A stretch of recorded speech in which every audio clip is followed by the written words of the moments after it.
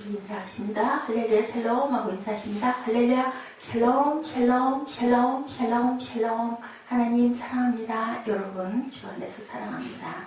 오늘 시편 48편 1절에서 14절 찬양도 있죠. 터가 높고 아름다운 교회, 여인을 위대하시니 우리 하나님의 성 거룩한 산에서 극진히 찬양 받으시리로다. 터가 높고 아름다워 온 세계가 즐거워하며 큰 왕에서 곧 북방에 있는 시온산이 그러하도다. 시온산, 네. 하나님 그 여러 궁중에서 자기를 요새로 알리셨도다. 왕들이 모여 함께 지나갔으며 그들이 보고 놀라고 두려워 빨리 지나갔도다. 떨림이 그들을 사로잡으니 고통이 해산하는 여인의 고통 같도다. 주께서 동풍으로 다시 세배를 깨뜨리시도다. 우리가 들은 대로 만군의 야훼의 성 우리 하나님의 성에서 보았나니 하나님의 일을 영원히 경보하게 하시리로다. 하나님의 성, 지금의 성전, 시온산을 하나님의 성으로 이렇게 표현합니다. 하나님의 성의 영광, 하나님의 위대하심, 오늘 본문에 나오는 하나님의 성은 시온산을 의미하는 것을 하나님께서 특별히 거하시는 성전이 위치한 것을 의미하고 있습니다. 시온산은 오늘날 성전과 교회의 의미와 같죠. 하나님의 성은 참으로 영광스러운데 왜 그럴까? 왜 그러겠어요? 하나님이 계시니까. 우리가 집이 그리운 건 왜 그래요? 집이 멋지고 화려운 가구를 꾸며놔서 그런 게 아니라 내 가족이 있고 내가 편안하게 쉴 수 있는 그런 곳이기 때문에 그렇죠. 우리는 우리 안에 계신 하나님의 위대하심을, 하나님의 계심을 항상 깊이 생각을 해야 된다. 1절에 야훼의 위대하신 우리 하나님의 성 거룩한 산에서 극진히 찬양 받으시리로다. 하나님을 극진히 우리가 찬양하고 있는지, 항상 하나님을 기억하고 있는지, 그런데 보니 그렇습니다. 공고한 자일수록 하나님을 더 많이 찾고, 우리 지나간 그 시간들을 이렇게 돌아봐도 그렇죠.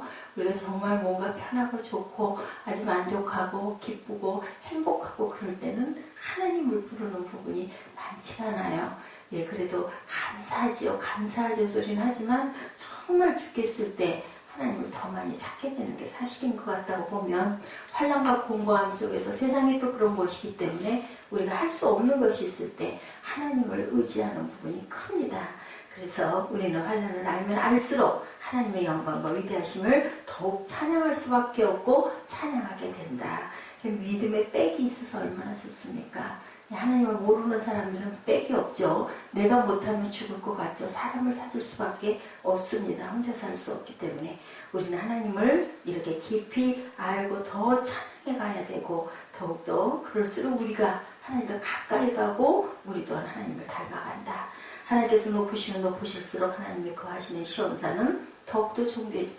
우리가 믿음 생활 잘하는 사람들 성전을 참 귀하게 여기잖아요. 그래서 교회 가까이 이사를 간다고 하죠. 집하고 가까운 교회를 찾는 것이 아니라 어딘지를 모르고 어딘가 교회를 나가야 할 텐데 우리 본 교회가 없다. 옛날에 어려서 교회를 다녔거나 아주 멀리 이사를 가서 오랫동안 안 다닌 사람들은 내 집 근방에 가까운 교회를 처음엔 찾지만 그 다음에 내가 정말 이 교회를 평생 섬기고 다녀야 되겠다라는 감동이 오신 분들은 교회에 가까이 거주지를 되도록이면 더 가까이, 왜냐하면 자주 나가야 되기 때문에, 자주 나가봐야 되기 때문에 그렇게 찾는 게 맞습니다.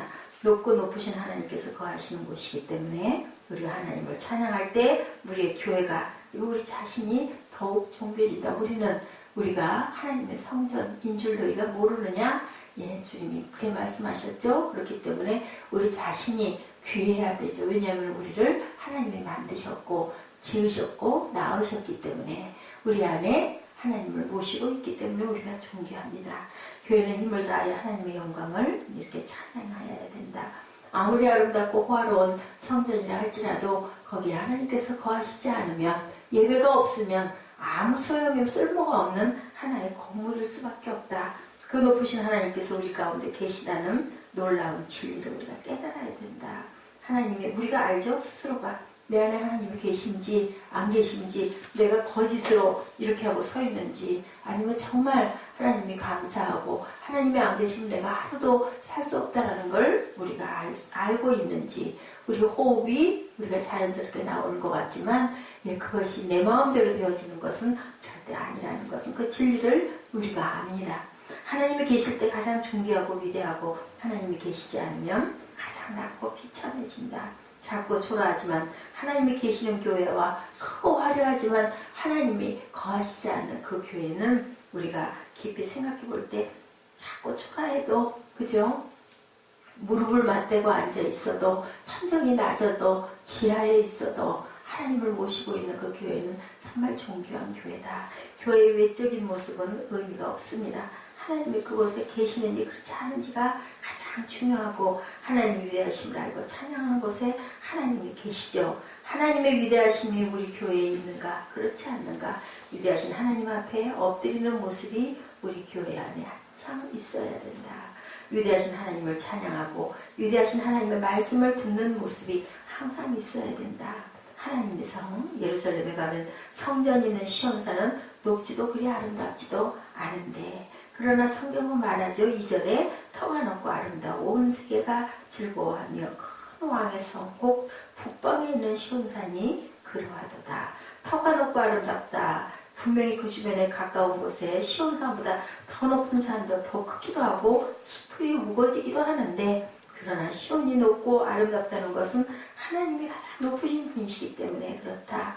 오직 하나님의 그곳에 거하심으로 그것은 높고 아름다운 곳이 될 수 있다는 거죠. 하나님이 거하시는 것은 외적이 높고 아름다움이 있지 않고 그 자신 한 분만으로도 이미 높고 아름다우시기 때문에, 그래서 시온산이 더욱 높고 아름다울 필요가 없다라는 거예요. 낮거나 어떻게 생겼거나 하나님이 임하시면 그 낮은 산도 가장 높은 산이 될 수가 있고, 무엇이든지 지으시는 분이시기 때문에 그렇죠. 말씀하시는 높음과 아름다움은 세상의 외적인 것과 차원이 다른 높고 아름다움이다.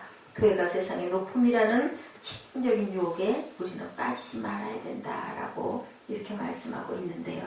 48편을 주석을 하고 봅니다. 주의 인자하심을 9절에 생각하였나이다. 시편 136편에 야훼께 감사하라 그는 선하시며 그의 인자하심이 영원함이로다. 하늘의 하나님께 감사하라 그 인자하심이 영원함이로다. 이렇게 고백하고 있습니다.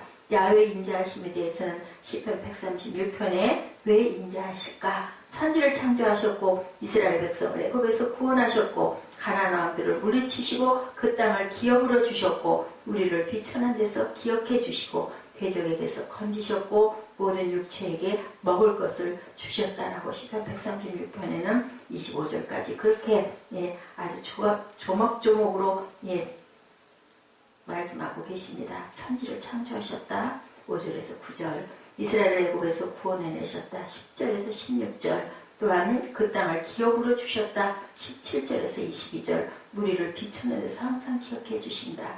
23절 대적에게서 건지셨다. 24절 모든 육체에게 먹을 것을 주셨다. 25절에 이렇게 고백합니다. 주의 이름에 대해서는 48편 10절에서 이렇게 지금 말씀하죠. 하나님이여 주의 이름과 같이 찬송도 끝까지 미쳤으며 주의 오른손에는 정의가 충만하였나이다. 쓴물을 달게 하셨죠. 출애굽기 15장 22절에 25절까지 치료하신 하나님, 출애굽기 15장 26절에 부여하게 하시는 하나님, 15장 27절에 일용할 양식을 주신 하나님, 16장에 생수를 공급하신 하나님, 출애굽기 17장 1절에서 7절에 승리하게 하시는 하나님, 출애굽기 17장 8절에서 16절에 주의 심판, 48장 11절에 있죠. 주의 심판이란 하나님의 공의로운 심판, 무엇으로요? 말씀으로, 율법으로, 복음의 은밀한 것으로 우리를 심판하신다. 그래서 우리는 주의 말씀을 지켜야 되고 우리 주의 율법을 그대로 우리 마음밭에 새기고 가야 됩니다. 율법이 곧 말씀이죠. 그래서 복음의 은밀한 것으로 우리가 항상 온전하게 가고 있는지 증거하고 있죠. 로마서 2장 16절에 증거합니다. 주의 그 심판에 대한 것은 로마서 2장 12절에 요한복음 12장 48절에 주의 말씀으로 우리를 심판하신다고 이렇게 증거하고 있죠. 이런 것처럼 우리는 하나님의 말씀, 그 말씀 그대로 살아가야 되면 그 말씀이 있는 그곳이 바로 성전이라는 것을 항상 잊지 말고 살아가야 된다.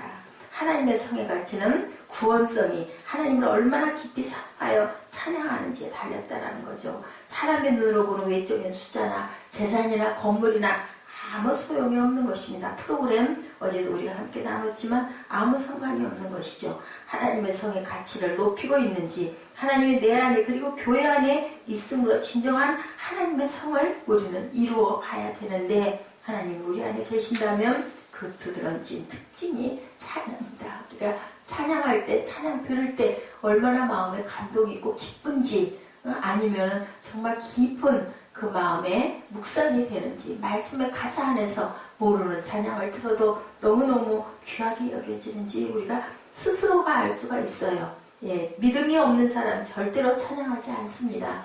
예, 믿지 않는 사람 찬송가 들으면 저게 뭐야 하고 채를 돌립니다. 그죠? 그런데 우리는 하나님의 그 찬양을 들으면 기뻐하죠. 찬양을 뜨겁게 하거나 잘하는 것이 아니라 창조주 하나님을 부르는 그러한 찬양이어야 된다. 진정으로 하나님과 기도하는 찬양이 살아있어야 된다는 거죠. 야훼는 위대하시니 교회로 모이는 하나님의 성도된 우리는 하나님을 늘 찬양해 찬양받기 원해서 우리를 지으시고 우주 만물을 만들어 주셨는데 우리는 당연히 찬양해야 되죠. 그 영광을 누구에게 해줘? 우리 영적 우리를 시험해 봤을 때 죄로 우리는 말합니다. 영광은 하나님의 것이 아니라 내 것이다. 아니죠. 터가 높고 아름다운 그 교회는 하나님의 것이죠. 허영심이라고 하는 자만심의 한 단면을 얘기하고 있습니다. 허영심이 많은 사람들은 용모와 몸매와 옷과 기술과 지위와 영향력과 지방과 두뇌와 그리고 사교력과 자기가 가장 자랑할 만한 것들을 뽐내며 다른 사람들에게서 칭찬을 기대합니다. 우리 모습들이 그래요. 이런 모습 중에 한두 가지가 없는 사람은 아무도 없어요. 아무도 아무리 의롭다 아무리 우리가 보기에 선하다는 사람도 그 마음이 없으면 사람이 아니죠. 왜냐하면 우리는 근본이 악을 가지고 왔기 때문에 그렇습니다. 사람들이 자신을 칭찬하지 않고 감명받지도 않으면 화내죠. 상처를 입죠. 허영심의 실체는 바로 자신이 찬양과 감탄의 대상이라고 생각한다는 점이라는 거죠. 그런데 우리가 가진 모든 것이 하나님께서 주신 선물이고 찬양과 감탄을 받을 분 역시 하나님이라는 것을 인정한다면 그렇다면 우리가 그것을 화내고 분노하고 아파할 이유가 없다라는 거죠. 우리의 영적 재질을 테스트할 수 있는 가장 간단한 방법은 내가 아니라 하나님이 찬양을 받으실 때 혹은 하나님이 아니라 자기가 찬양을 받을 때 어떨까 이것을 생각해보면 그것을 확실하게 알 수 있다. 성숙한 그리스도인들은 영광이 자신에게 돌려지지 않는 것을 당연하게 여기고 사람들이 하나님을 영화롭게 하지 않는다는데 왜 그럴까라는 생각을 해볼 줄 알아야 된다랍니다. 청교도이자 저명한 기독교 저술가였던 리처드 백스터는 그가 죽기 직전에 사람들이 찾아와서 여러 저서에 대해서 칭찬했을 때 나는 하나님의 손에 들린 펜일 뿐이었습니다. 펜에게 무슨 칭찬을 돌립니까? 라고 말했을 때 우리가 펜 보고 어이구 그 펜 진짜 위대하네 이렇게 말하는 사람은 없다라는 거죠. 이렇게 성숙한 그리스도인은 매 순간 이렇게 외쳐야 된다. 영광을 하나님께 돌립니다. 영광은 하나님께 있으며 오직 그분의 것입니다. 라고 이렇게 얘기할 줄 알아야 된다. 그리스도인들의 지도자 고문을 받고 약 1평방미터 크기의 독방에 감금되어 결국에는 1993년 12월에 사형 원도를 받았다고 그래요. 메흐디 디바지라는 이란 사람이었습니다. 모슬렘으로 자라난 그가 기독교로 개종함으로 배교자라는 낙인이 찍히고 그렇게 되면 죽인대요. 내가 모슬렘을 안 하겠다라고 하고 나는 크리스찬이라고 하면 죽는다고 합니다. 배교에 대한 벌은 사형이었고 감옥에서도 나의 구원자 되신 분을 따르는 것은 얼마나 영광스러운 일인가라는 글을 남겼다고 합니다. 그를 염려하던 전 세계 사람들의 탄원서 덕분에 잠시 옥에서 풀려났지만 1993년 7월에 결국 피살되고 말았다고 그래요. 그는 자신에게 내려진 가혹한 판결을 얼마나 예수 그리스도를 따를 수 있는지를 재어보시는 하나님의 시험으로 그렇게 달게 감당하고 생각했다고 합니다.